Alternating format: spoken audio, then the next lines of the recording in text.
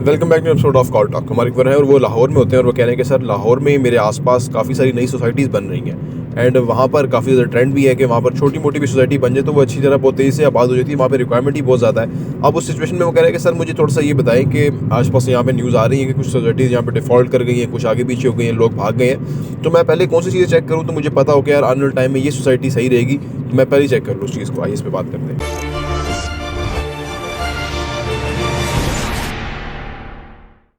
बिस्मिल्लाहिर्रहमानिर्रहीम, अस्सलाम वालेकुम रहमतुल्लाहि व बरकातहू। देखिए जी, सोसाइटियों ने ना तमाम ने कुछ एनओसी ले रखा होता है और वो एनओसी 10,000 कनाल पे, 15,000 कनाल पे, 8,000 कनाल पे, 9,000 कनाल पे ले रखा होता है और वो फिर बेचते बेचते बहुत आगे चले जाते हैं। यानी वो एक जो एनओसी है वो 20% के ऊपर है, वो 80% फाइलें बेच दी हैं और जो सारा जो है ना वो स्पेकुलेशन है, वो सारा एट रिस्क है। एनी टाइम वो उस पर छापा डाल सकता है, वो सोसाइटी बंद हो जाएगी। जैसे आजकल बैरियर कराची के बारे में बहुत लोग वरीड हैं कि क्या होगा, तो वो फिर ना सारा जो आपका पैसा है वो इस रिस्क में चला जाएगा और आप खुद थोड़ा परेशान होंगे। यू विल रियलाइज कि यार ये क्या हुआ कि मतलब माय हार्ड अर्न मनी जो है वो एट स्टेक है, उसकी कोई समझ नहीं आ रही। तो लिहाजा गो फॉर जेन्युइन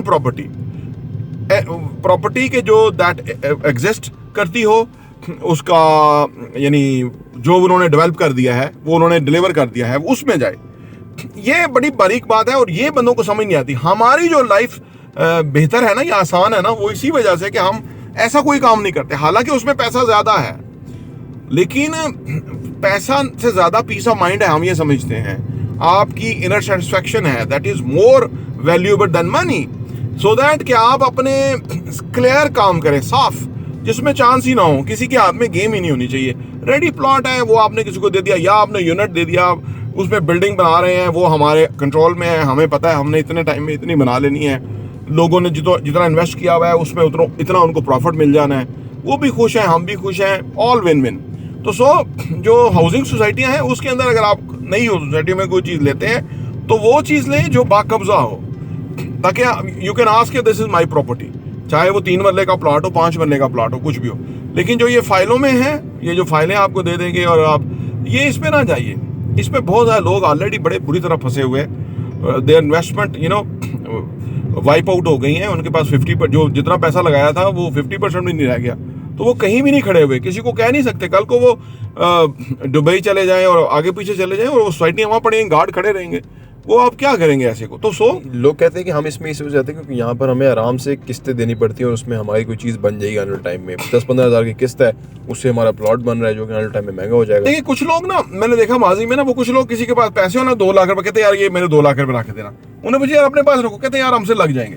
देखें ये जो एक कैजुअल और इमेच्योर अप्रोच है ना, इसको आपको खत्म करना होगा। 2024 में हम दाखिल हो गए हैं, दुनिया बहुत तेज है, आगे से आगे चली गई है।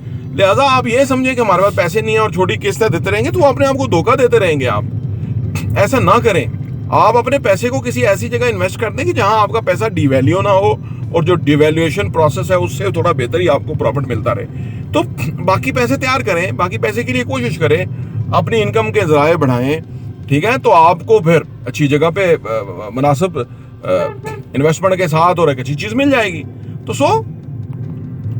इस पे ना जाइए कि वो हमें थोड़ा सा किस्त देनी पड़ेगी। ये अपने आप पैसे को ना आप एक मुश्किल में डाल रहे हैं। हम मुश्किल में आप अपने पैसे को डाल के तो कोई हैप्पी तो नहीं रह सकते ना, मुतमिन तो नहीं रह सकते ना। वो हमें ख्याल आते रहेंगे यार ऐसा हो गया तो क्या होगा, ऐसा हो गया तो क्या होगा।